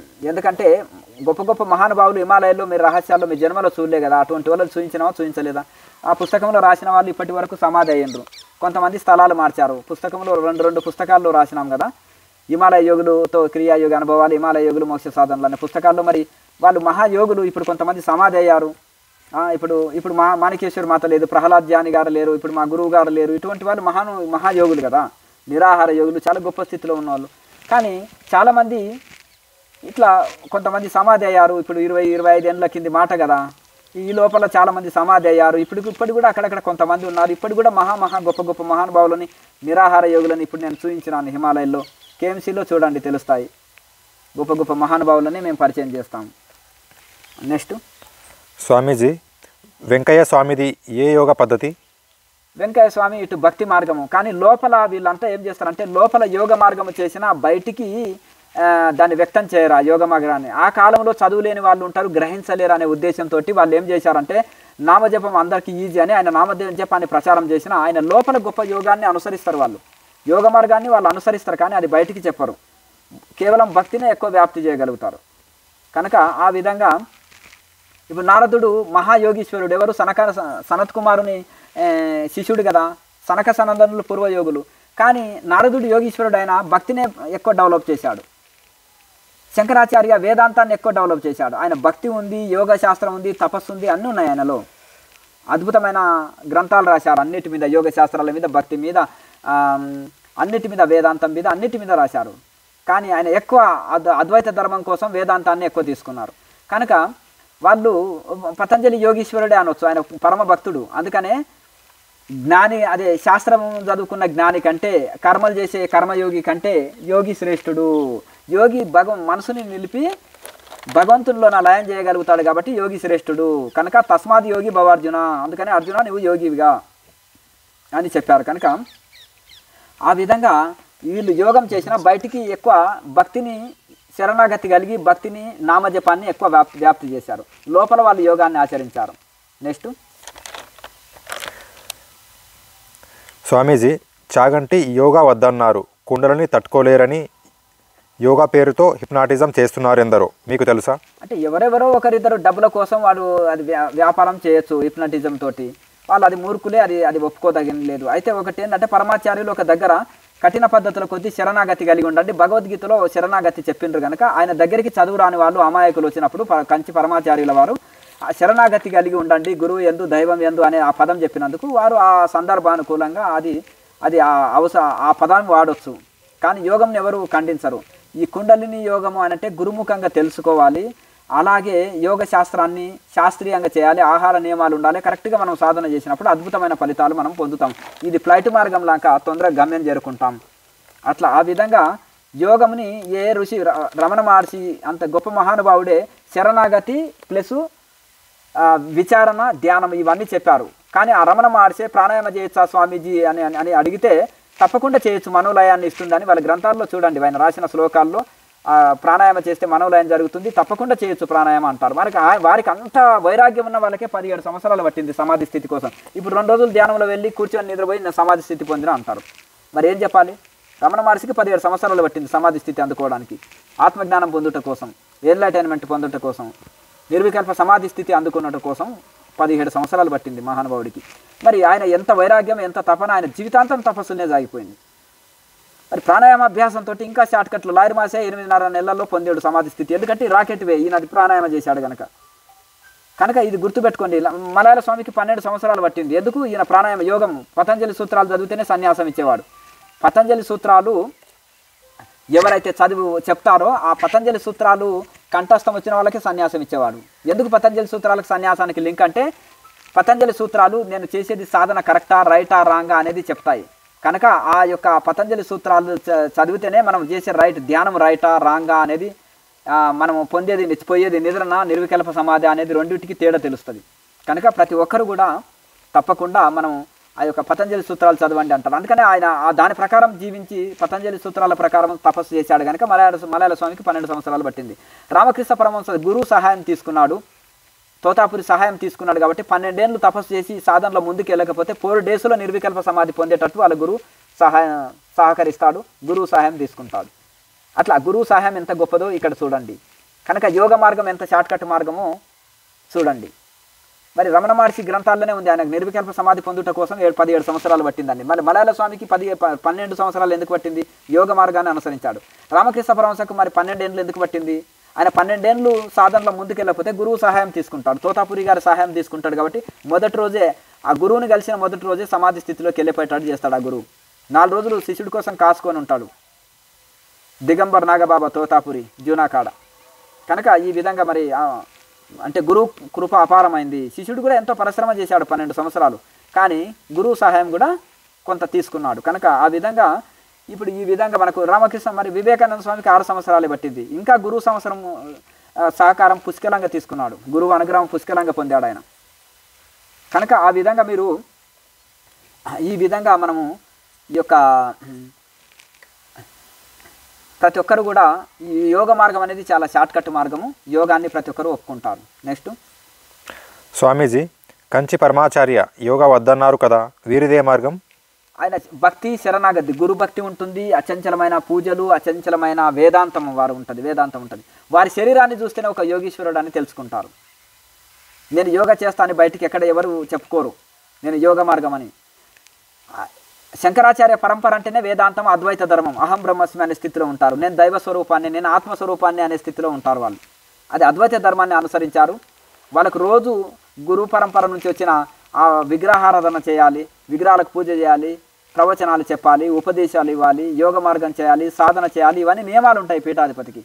ఆయన వారు చిన్నప్పుడు వేద పాఠశాలలో చదువుకొని వేదాంత పాఠశాలలో వేదాంతం చదువుకొని తర్వాత గురుసేవ ఆశ్రమ సేవ చేసి ఒక ఆచార్యుడు అయినరు, ఒక పీఠాధిపతిగా మారారు. కానీ మరి ఆ స్థితిలో వాళ్ళు అన్నీ ఒప్పుకుంటారు. వాళ్ళు యోగం మహాయోగీశ్వరుడు ఆయన, ఎవరు కాదన్నారు. ఆయన శరీరం చూస్తే చూడండి, ఇంత శరీరంలో ప్యాట్ ఉండదు, నీరు ఉండదు. ఆయన శరీరం చూస్తేనే తెలుస్తుంది మహాయోగీశ్వరుడు. ఆయన యోగం ఎందుకు చేయలేదని ఎవరన్నా ఎందుకు అంటారు? ఆయన యోగీశ్వరుడు. కానీ బయటికి ఎక్కువ భక్తిని, వేదాంతాన్ని ఎక్కువ వ్యాప్తి చేశారు. మరి యోగా, విచారణ, ధ్యానం అన్నీ చేశారు వారు. నెక్స్ట్ స్వామీజీ, క్రియా గొప్పదనం తెలుసు, ప్రచారం చేయాలా? అవసరం లేదు. గృహస్థులకు ఉండేదే చాలా తక్కువ టైం. మీరు సాధన చేసుకొని తరించండి. దీంతో టైం వేస్ట్ చేసుకోకండి. మేము ప్రచారం చేయమని చెప్పము, మీరు టైం వేస్ట్ చేసుకోకండి. లేకపోతే ఫండ్స్ వసూలు చేసుకురామని చెప్పము. కనుక ఇప్పుడు మనం 1వ తరగతి పాస్ కాలేదు, టీచర్ అయితే ఎట్లా, ఎంత ప్రమాదం, అంతే కదా. ఒక తప్పు సలహా ఇచ్చిండు అనుకోండి, ఒక ఆయన తలంతా వంగి నిద్రపోతే తలంతా బరువు అవుతున్నట్టు ఎగిరి దూకు తలలో దిగుతుంది కిందికి అన్నాడంట. అసలు కిందికి వంగి కూర్చొని రోజు ధ్యానం చేస్తుంటే ఆ చెడు రక్తం మైండ్కి పోయి పిచ్చి వాళ్ళు సైకాలజీ పేషెంట్లు అవుతారు, నడువు నొప్పి కాళ్ళ నొప్పి మిగిలి పేషెంట్లు అయిపోతారు, అనారోగ్యం పాడవుతుంది. వీడికి ధ్యానం శిక్షణీయానికే తెలియదు. ఒక శిష్యుడికి సమస్య వస్తే సలహా ఇవ్వడానికి తెలియదు. ఈ లోపల మాస్టర్సు, ఈ లోపల ఈగో బిరుదులు వేసుకొని ఇక మేము ఇంత పొడుగు అంత పొడుగు ఇంతమందికి శిక్షణ ఇచ్చినాము హూ టాట్ అని డాంబికమైన ప్రచారాలతోటి డాంబిక భక్తుల్లాగా తయారైపోతారు. అందుకని భగవద్గీతలో వీళ్ళని రజోగుణస్తులు అని చెప్పారు. ఎందుకంటే డాంబికం అనమాట, లేని గొప్పలు చెప్పుకోవడం, లేని అనుభవాలు చెప్పుకోవడం, ఇవన్నీ చాలా ప్రమాదకారి. అందుకనే క్రియాయోగంలో కొన్ని రూల్స్ ఉంటాయి. గురువులు కొన్ని రూల్స్ పెట్టారు. ఎన్ని రోజులకు ఎట్లా సాధన చేయాలి, ఎట్లా ఇది చేయాలి. ఒక పరిపూర్ణమైన గురువే దానికి దీక్షలిచ్చుటకు అర్హులు, దాన్ని ప్రచారం చేయుటకు అర్హులవుతారు. అర్హత లేని వాళ్ళని అంతా కుక్కని తీసుకుపోయి సింహాసనం మీద కూర్చోబెడితే దియో అని పిలిస్తే, చిన్నవాళ్ళు మలం కూర్చొని వాళ్ళ మల విసర్జన చేస్తే దియో అని పిలిస్తే మలం తినుట కోసం పోతుంది. బంగారు సింహాసనం మీద కుక్కను కూర్చోబెడితే ఎట్లుంటుందో, వీడి అర్హత లేని వాడిని తీసుకొచ్చి ఆడ గురువుజీనో మాస్టర్నో చేసేస్తే ఇక్కడ చీటర్గా తయారైపోతాడు. అర్థం కనక కాంత కీర్తిలో కొట్టుకొని పోతుంటాడు. ఇప్పుడు జరుగుతున్నది అదే. అందుకనే క్రియాయోగ గురు పరంపరకు తెలుసు వారు ఎప్పుడెప్పుడు ఎట్లా దీన్ని ముందుకు తీసుకెళ్లాలనేది. అర్హత లేని వాళ్ళని అక్కడ కూర్చోబెట్టరు. కనుక ఆ విధంగా మీరు సాధకులుగా సాధన చేసుకొని తరించాలి. కనుక ఇది అడుగుతున్న వాళ్ళు ఒక పరిపక్వత స్థితిలో ఉన్నోళ్ళు కారు. నాకు కేచరికే 4 నొప్పి నేను సాధన బంద్ చేసిన అనే వాడివి నువ్వు రాసిన ప్రశ్నలు అక్కడ పోగానే గురూజీని చేసినట్టున్నారు, ప్రచారానికి దిగినట్టు బాగానే వసూలు చేసి ఉంటావు ఇప్పటి వరకు డబ్బులు, బాగానే పేరు ప్రతిష్టలు కూడా బాగానే పొంది ఉంటావు. కనుక ఇట్లా ఈ విధంగా ఎందుకు ఇది మరి ఇంట్లో డబ్బులు బాగా వస్తాయనా, లేకపోతే ఇంకేంటిది మరి ఏ ప్రలోభంతో ప్రచారం చేస్తే బాగుండే అంటారు. అర్థమైంది కదా. కనుక ఆ విధంగా మాకు కొన్ని సిద్ధాంతాలు ఉంటాయి, మాకు ఋషి పరంపర ప్రకారం ఉంటాయి, మాకు కొన్ని నియమాలు ఉంటాయి. దీని ప్రకారంగా ఇది ముందుకు తీసుకెళ్తుంది. గురు పరంపరనే దీన్ని ముందుకు తీసుకెళ్తుంది. అజ్ఞానులుగా దీన్ని ప్రచారం చేయవలసింది ఒక ఋషులు ప్రచారం చేయాలి. ఎందుకంటే శంకరాచార్య అటువంటి మహానుభావులు అద్వైత ధర్మాన్ని ప్రచారం చేశారు. కనుక క్రియాయోగంని లాయర్ మహాశయ, పరమహంస యోగానంద లాంటి మహనీయులు దీన్ని ప్రచారం చేశారు. దీనికి విలువలు ఉన్నాయి. ఒక బ్రాండెడ్ ఐటమ్ ఇది. బంగారం లాంటిది, ఇనుము లాంటిది కాదు, ఇది బంగారం లాంటిది, విలువైంది. కనుక దీనికి ఆ గురువు మండలి ప్రణాళిక రెడీ చేసింది. దానికి సంబంధించిన గురువులు మంచి దాని ప్రచారం అదే ముందుకు తీసుకెళ్తూనే ఉన్నారు. ఇది ముందుకు వెళ్తూనే ఉంటుంది. ఇది అండర్ గ్రౌండింగ్ వరకు ఉంటుంది.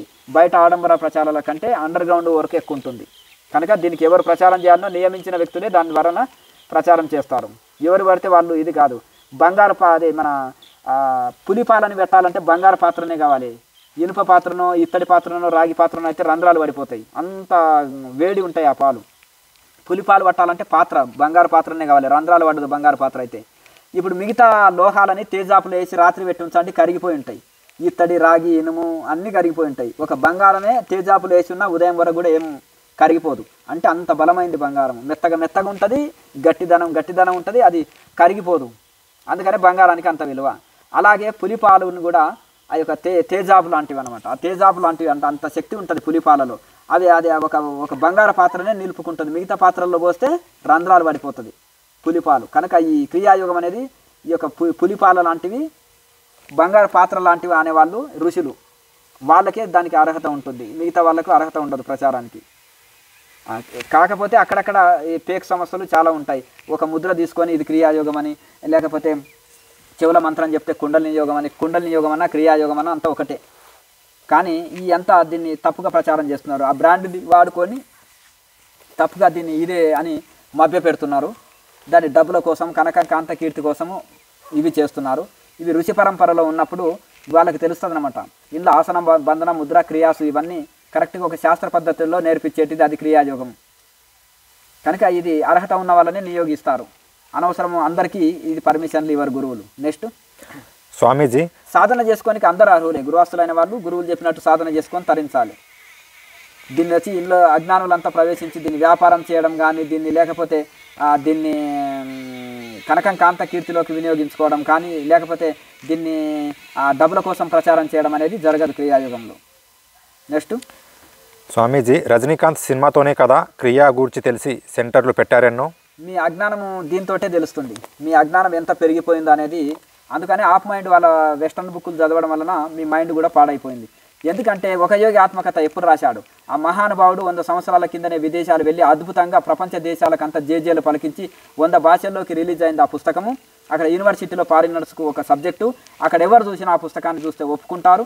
ఆయన ఎంతో వ్యాప్తి చేసి అక్కడ ఇది చేసేశారు. అక్కడ గొప్ప గొప్ప సైంటిస్టులు దీన్ని ఒప్పుకున్నారు. గుండె శ్వాస నాడి ఆపి 41 రోజులు ఉండి చూపెట్టాడు పరమహంస యోగానంద గారు. అక్కడ ప్రపంచంలో సైంటిస్టులు, అక్కడ అధ్యక్షులు, అక్కడ గొప్ప వాళ్ళు విదేశీయులు అందరూ దీన్ని అనుసరించారు. సైంటిఫిక్గా ఉన్నందుకే వాళ్ళు క్రిస్టియన్ దేశాలు 141 దేశాలు ఒప్పుకున్నాయి ఈ యొక్క యోగాని. అలాగే అన్ని దేశాలు కూడా ఇది చేసింది. యోగా అనేది మనోలయానికి కారణం. ఇది కులమతానికి సంబంధించింది కాదు. మనోలయం చేస్తుంది. భగవంతునిలో ఉన్న లయం అయ్యి నిర్వికల్ప సమాధి కలిగిస్తుంది. ఆరోగ్యం, శాంతి, మోక్షాన్ని ప్రసాదిస్తుంది. కనుక ఇది కులమతానికి సంబంధించింది కాదు. ఇది ఆరోగ్యం, శాంతి, మోక్షాన్ని ఇచ్చేది. ఈ అందుకని క్రిస్టియన్ దేశాలు కూడా అన్ని దేశాలు ఒప్పుకున్నాయి. అంతటా వ్యాప్తి కాబట్టి అందరూ ఆకర్షించబడ్డారు. మహోతార్ బాబాజీ అంటే తెలియని వాళ్ళు లేరు ప్రపంచంలో. అలాగే క్రియాయోగము అంటే తెలియని వాళ్ళు లేరు ఈ ప్రపంచంలో. కనుక ఒక యోగి ఆత్మకథ అనే పుస్తకం అంటే తెలియని వాళ్ళు లేరు. అందరూ ఒక యోగి ఆత్మకథ చదువుతారు కానీ దాన్ని ఫాలో కారు. క్రియాయోగ గురువుల ఫోటోలు అందరూ వేసుకుంటారు, బాబాజీ ఫోటో అందరూ వేసుకుంటారు కానీ ఆ క్రియాయోగాన్ని చేయరు. ఇదే అజ్ఞానం. కనుక ఆ విధంగా ఎందుకంటే ఆ పేర్లు వాడుకుంటారు అంతే. ఇంకా అలా కాకుండా ఈ క్రియాయోగం అనేది చాలా శాస్త్రీయమైన పద్ధతి. పరమహంస యోగానంద గారు 360 దేశాల్లో వ్యాప్తి చేశారు. వారి కూడా వచ్చి ఇక్కడ రాంచీలో ఏర్పాటు చేశారు. బాలిగాయలో యుక్తేశ్వరగిరి మహారాజు ఆశ్రమాలు ఏర్పాటు చేశారు. కలకత్తాలో, కాశీలో, ఋషికేశ్లో పూర్వకాలం నుంచి 100 సంవత్సరాల నుంచి ఆల్రెడీ సంస్థలు నెలకొల్పి ఉన్నాయి. ఇక మీ అజ్ఞాన స్థితికి నిన్నమన్న తెలియచ్చు ఆ సినిమా ద్వారా. దీనికి సంబంధం లేదు. ఆ సినిమా చూస్తే ఏముంది క్రియాయోగమైన ప్రాక్టికల్ నేర్పిస్తారా, లేకపోతే దాని గొప్పతనం ఏమన్నా చెప్పారా? అందులో ఏం పెద్దగా గొప్పతనం ఏం చెప్పలేదు. జస్ట్ బాబాజీ అనే ఒక మహానుభావుడు ఉన్నాడు, దీన్ని క్రియాయోగి అనేది ఒక 2 పాయింట్లు వస్తుంది అందులో. సినిమాకు దీనికి సంబంధం లేదు. నెక్స్ట్ స్వామీజీ, రామాయణం ఎవరూ చదవలేదు. 24,000 శ్లోకాలు సినిమా ద్వారానే తెలిసింది కదా. దీనికి మీకంటే అజ్ఞానులు ఈ ప్రపంచంలో ఎవరు లేరని తెలుస్తుంది. ఎందుకంటే సినిమా ద్వారా చూసే రామాయణం అనేది ఒకటి ఉంది అని అనడం కంటే రామునికి గుళ్ళు ఎన్నున్నాయి. రామాయణం అర్థం కాకపోతే రాముని గుళ్ళు కడతారా? యుగాల నుంచి ఉన్నాయి కదా. ఒకటి ఆనాడు మన పూర్వీకులు హరికథల రూపంలో చెప్పుకునే వాళ్ళు, రచబండ మీద రామాయణ గ్రంథాన్ని చదివేవాళ్ళు. పెద్ద పెద్ద గ్రంథాలు ఇప్పుడు సోమర్తనంతో చదవడానికి లేదేమో, కానీ ఆనాడు రచబండ మీద కూర్చొని రామాయణ కథని చెప్పేవాళ్ళు, భాగవతాన్ని చెప్పుకునేవాళ్ళు. అలాగే తోలుబొమ్మల ఆట రూపంలో హరికథను చెప్పుకునేవాళ్ళు. హరికథ రూపంలో హరిదాసులు ఊరూరు తిరిగి చెప్పేవాళ్ళు, రామాయణము హరికథలు ఇవన్నీ చెప్పేవాళ్ళు. అలాగే రచబండ మీద కూడా చెప్పుకునేవారు, భజన్స్ చేసుకునేవాళ్ళు, నామ సంకీర్తనలు చేసుకునేవాళ్ళు. ఆనాటి నుంచి కూడా ఉన్నది. చదువుతూ ఆ పూర్వకాలంలో ఉన్నారు. ఇప్పుడు ఇన్ని చదివి కూడా అజ్ఞానులుగా తయారైతుంది, స్వార్థం పోతలేదు మనసులకు. ఆ చదువు రాకున్నా కానీ సంస్కారం ఉండేది. ఇతరులు చెప్తుంటే, పెద్దలు చెప్తుంటే వినేవాళ్ళు. రచబండ కాడ రామాయణం చెప్తుంటే అందరు వినేవాళ్ళు. సినిమా ఎప్పుడు వచ్చేసింది? మొన్న 60 సంవత్సరాల కింద పుట్టింది సినిమా. అవతల ముందు రామాయణం భారతం ఇది లేదా? ఇవన్నీ అప్పటి నుంచే వ్యక్తి ద్వారా చెప్పేది. గురుకులాల్లో శిక్షణ ఇచ్చేది వాళ్ళు. ఊరూరు తిరిగి దీన్ని హరికథ రూపంలో చెప్పేవాళ్ళు. ఎవరన్నా చదువుకున్న వాళ్ళు పండితులు ఉంటే ఊర్లో ఆ రచ్చబండ కాడ చదువుతుంటే, గుడి దగ్గర చదువుతుంటే అందరు వినేవాళ్ళు. ఆ కాలం నుంచి నాటకాల రూపంలో వేసేవాళ్ళు. ఆ కాలంలో నాటకాలు ఎక్కువ నడుస్తుండే. రామాయణ నాటకం వేసేవాళ్ళు, భారతం నాటకం వేసేవాళ్ళు. అలాగే రాత్రిపూటల్లో వారం రోజులు 10 రోజులు కంటిన్యూగా వేసేవాళ్ళు. దీన్ని పారాయణ రూపంలో చేసేవాళ్ళు, భజనల రూపంలో పాడుకునేవాళ్ళు, అందరికి అర్థమయ్యే రూపంలో. అలాగే దీన్ని పారాయణాలు చేసేవాళ్ళు. చదువురాని వాళ్ళు వినేవాళ్ళు. అప్పుడే ఎక్కువ సంస్కారం ఉంది. ఈ ఎంత పెరిగిందో సమాజం డెవలప్ అవుతుందో అంతంత మనుషులు సంస్కారహీనులుగా తయారవుతున్నారు. కనుక ఈ సినిమాల ద్వారానే తెలిసింది రామాయణం, లేకపోతే తెలియపోతుండే అనేది మీకంటే అజ్ఞానం ఇంకెవరు లేరని తెలుస్తుంది దీంతో. నెక్స్ట్ అదే లవకుశనో లేకపోతే సంపూర్ణ రామాయణమో లేకపోతే ఈ సినిమా చూస్తేనే మాకు తెలిసింది, అవతల రామాయణం ఉంది అంటేనే మాకు తెలియదు అనేది. సరే, మీరు ఈ ఆధ్యాత్మికంలో లేరు, మీకు ఏమీ తెలియదు, ఇంకా పూర్వం టెక్నాలజీ తెలియదు, పూర్వీకుల యొక్క గొప్పతనం మీకు తెలియదు అని తెలుస్తుంది. నెక్స్ట్ స్వామీజీ, మరి కేఎంసీ ఎందుకు లేకుంటే ఎంతమంది మీ దగ్గరికి వచ్చేవారు? కేఎంసీ రాకముందు కూడా స్వామి 2014లో 4 పుస్తకాలు రాశారు. ఆ పుస్తకాలే మనసులను లాక్కొని వచ్చేసిన 20 జిల్లాలు స్వామి తిరిగి క్లాసులు ఇచ్చాడు. హిందీలో ఇంగ్లీషులో అర్థం గారు. హిందీలో ఇంగ్లీషులో అర్థం కాక అవస్థ పడుతున్నారు తెలుగు ప్రజలని. గ్రామీణ భాషలో, సామాన్య భాషలో పుస్తకాలు రాయడం వలన ఆ పుస్తకాలు చదివి వచ్చేవాళ్ళు. అలాగే 20 జిల్లాలు తిరిగి నేను అప్పుడు శిక్షణ ఇచ్చినాను 8 నెలలు. తర్వాత నేను ఎక్కడ వెళ్ళను, ఇక్కడే తపస్సులో ఉంటుంటాను, మీరు వచ్చి నేర్చుకోవచ్చు అన్నాను. 18 సంవత్సరాలు అయింది ఇక్కడ సంస్థ నెలకొల్పి. 10 సంవత్సరాలు ఇక్కడ తపస్సులే ఉన్నాము. 8 సంవత్సరాల నుంచి శిక్షణ ఇస్తున్నాం. 10 సంవత్సరాల కింద, అప్పుడు 18 ఏళ్ల కిందనే శిక్షణ ఎందుకు ఇవ్వద్దు, దానికి రూల్స్ ఉంటాయి మాకు కొన్ని. కనుక హిమాలయాల్లో తపస్సు చేసి వచ్చినాము, మళ్ళీ ఇక్కడ తపస్సు చేసుకున్నాము. 2014 నుంచే శిక్షణలు జరుగుతున్నాయి క్రియాయోగము. కనుక ఆ విధంగా మా గురువుల ఆజ్ఞ ప్రకారం మేము నడుచుకుంటాం. మా సొంత తెలివి ఇక్కడ వాడము. లోకానికి అవసరము ఇది ఉపయోగపడంటే గురువులు చెప్తేనే పుస్తక రచన, గురువులు చెప్తేనే శిక్షణలు ఇవ్వడం, గురువు చెప్తేనే కేఎంసీ. ఇవన్నీ కూడా ఈ యొక్క గురువుల ప్రణాళిక ప్రకారమే జరుగుతున్నాయి. కాకపోతే అప్పటికంటే కొంచెం డబల్ పెరుగుతారు దీనివలన. మరి ఎక్కువ మందికి అందాలి కదా ఇది. నేను మీడియాని తప్పు పట్టను, లేకపోతే నేను టెక్నాలజీని వాడుకోవద్దని చెప్పను. మరి వివేకానంద స్వామి కూడా రైల్లో తిరగొచ్చు, పడవలో ప్రయాణం చేయొచ్చు అన్నాడు. సన్యాసి నడుచుకుంటూనే తిరిగితే శంకరాచార్య టైంలో నడుచుకుంటూ తిరిగారు, దయానంద సరస్వతి టైంలో నడుచుకుంటూ తిరిగారు. కానీ కాలానుగుణంగా ఈ యొక్క వెహికల్ని వాడుకోవచ్చు అని చెప్పారు కదా. కాలానుగుణంగా వాడుకోవడం తప్పు లేదు. ఇవన్నీ మీడియాని, లేకపోతే పుస్తక రచనలు కావాలంటే పేపర్ వాడుకోవాలి, లైటు, కరెంటు ఇవన్నీ వాడుకుంటున్నాం. దీన్ని ఎవరు తప్పు పట్టారు? సైన్స్ని వాడుకోవచ్చు, కానీ ఆధ్యాత్మికతని ఇంకా ఎక్కువ మందికి అందుతుంది. దీన్ని నేనేమి ఖండిస్తలేను, కానీ కాలానుగుణంగా అప్డేట్ కావాలి. కానీ పూర్వీకులకు అనాగరికులు, వాళ్ళకు రామాయణం తెలియదు, భారతం తెలియదు, 23,000 పేజీలు వాళ్ళు చదువుతారా? ఎవరు చదువుతారు? ఎవరికి తెలియకున్నది. ఇప్పుడు సినిమా వచ్చినందుకే రామాయణం భారతం అందరికీ తెలిసింది. ఈ వాట్సాప్ వచ్చినందుకే అందరికీ శాస్త్రాలు తెలుస్తున్నాయి. ఈ టీవీలు వచ్చినందుకే అందరికీ తెలుస్తున్నాయి రామాయణము సినిమా రూపంలో వచ్చేసారు అనేది మీ అంత అజ్ఞానం ఎవరు లేరని తెలుస్తుంది. ఆ పూర్వకాలంలో ఊరూరు తిరిగి ప్రచారం చేసేవాళ్ళు, ప్రవచనాలు ఇచ్చేవాళ్ళు, హరికథలు నడిచేది, నాటకాలు ఆడేవాళ్ళు, తోలుబొమ్మల ఆటలు నడిచేది. అలాగే చదువుకున్న వాళ్ళు రచబండ మీద కూర్చొని బ్రహ్మాండంగా వ్యాఖ్యానం చేసి రసవత్తరంగా చెప్పేవాళ్ళు కథలు. వాళ్ళకు ఇంకా అప్పుడు అదే కథా కాలక్షేపం జరిగేది. ఈ టీవీలు ఇవి లేవు కాబట్టి ఉదయం అంతా కష్టపడి పని చేసి సాయంత్రం పూట 2 గంటలు అవి దీపం వెలుతురులో కూర్చొని రచ్చబండ కాడ హరికథ విని పవిత్రమైన జీవితము. గురువులు అంటే భక్తి, శాస్త్రం అంటే భక్తి, దైవం అంటే భక్తి, అవి విని వాళ్ళు ఆచరించి పవిత్ర జీవితం గడిపేవాళ్ళు. ఇప్పుడు ఇన్ని శాస్త్రాలు చదువుకున్న అజ్ఞానంలో ఉన్నారు. అప్పుడు చదువు రాకున్నా గురువుల మాట మీద గురితోటి చెప్పింది విని పవిత్రంగా జీవించేవాళ్ళు పూర్వీకులు. పూర్వీకంలో జనము తక్కువ, అప్పుడు ఉండే తెలివి అప్పుడు ఉంటుంది. కానీ ఇప్పుడు అప్డేట్ అవుతున్నాం. అప్డేట్ అవ్వడం వలన, దీన్ని వినియోగించుకోవడం వలన ఇంకా ఎక్కువ జనాలు పెరిగింది కాబట్టి ఎక్కువ మందికి ఎక్కువ ఇది రీచ్ అవుతుంది. కానీ అప్పుడు వాళ్ళకి ఏమీ తెలియదు అనడం మాత్రం చాలా తప్పు. ఆ కాలంలో ఉండే టెక్నాలజీ ఆ కాలంలో ఉంది. ఆ కాలంలో శరీర పరిశ్రమలు ఎక్కువ ఉండేది, ఆరోగ్యంగా ఉండేది మనుషులు. ఈ కాలంలో శరీరం సుకుమారమై ఫిట్నెస్ లేకుండా అయిపోయింది కదా, ఇది ఒక లోపమే వస్తుంది కదా. ఎంత డెవలప్ అయ్యి ఇప్పుడు టెక్నాలజీని వాడుకోవచ్చు, కానీ అప్పుడు ఏమి తెలియదు అనుకోవడం తప్పు. అప్పుడు ఉండే తెలివి అప్పుడు ఉండేది, జ్ఞానం అప్పుడు, ఇప్పుడు ఉండేది ఇప్పుడు. నెక్స్ట్ స్వామీజీ, బుర్రకథ, తోలుబొమ్మలతో, హరికథలతో ప్రచారం జరుగునా పాత పద్ధతిలో? అవును, ఊరు చిన్నగా ఉండేది, గ్రామ ప్రజలు చిన్న చిన్న గ్రామాలు, తక్కువ ప్రజలు అక్కడ కూర్చొని చెప్పుకునే వాళ్ళు. ఆ కాలంలో అదే టెక్నాలజీ ఉంది. అయినా కానీ ఎంత పవిత్రమైన జీవితం గడిపారు అప్పుడు. ఎంత శీలం పవిత్రం, మాటం పవిత్రం, ఆరోగ్యమైన శరీరాలు, కష్టపడి జీవించే వాళ్ళు, సత్యవంతమైన జీవితము. ఆ కథలు విని వాళ్ళు మార్పు చెందేవాళ్ళు. వాళ్ళకు ఎంతో నోటికే వినేవాళ్ళు, ఏకాగ్రత ఎక్కువ. విన్నదంటే బుర్రలో ఫీడ్ చేసుకునేవాళ్ళు.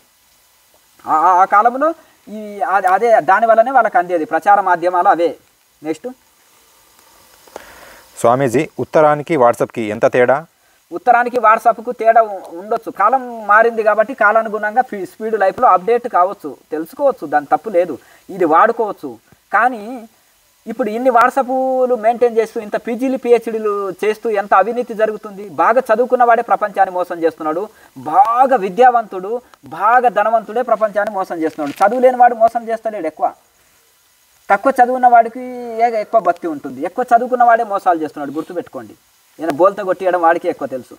కానీ ఇవి అప్డేట్ అయినాము, ఇంత తెలుసుకున్నాము, నాగరికత పెరిగింది అంటున్నారు. కానీ అనాగరికులుగా ఇప్పుడు ఎన్ని మానభంగాలు, ఎన్ని రేపులు, ఎన్ని ఇది. ఇప్పుడు మీడియా పెరిగింది అంటున్నారు. ఈ మీడియా వలన ఇప్పుడు యూట్యూబ్ ఇవి అవి టీవీలు పెరిగినాయి. దీని వలన వాడు ఫేమస్ కావాలన్నోడు ఏం చేస్తున్నాడు, 4 పుస్తకాలు చదివి నేను మహర్షి బ్రహ్మర్షి అని పేరు పెట్టుకొని కూడా మోసాలు చేస్తలేడా? ఎవడంతటా వాడు గురువు అయి శిక్షణలు ఇస్తలేడా? ఎవడంతటా వాడు ఆ పుస్తకంలో ఈ పుస్తకంలో ఎత్తి రాసి ఒక కొత్త పుస్తకం క్రియేటివ్ చేస్తలేడా? ఎవడంతటా వాడు యూట్యూబ్ ఛానల్ పెట్టుకొని మిస్లీడింగ్ ఇస్తలేరా?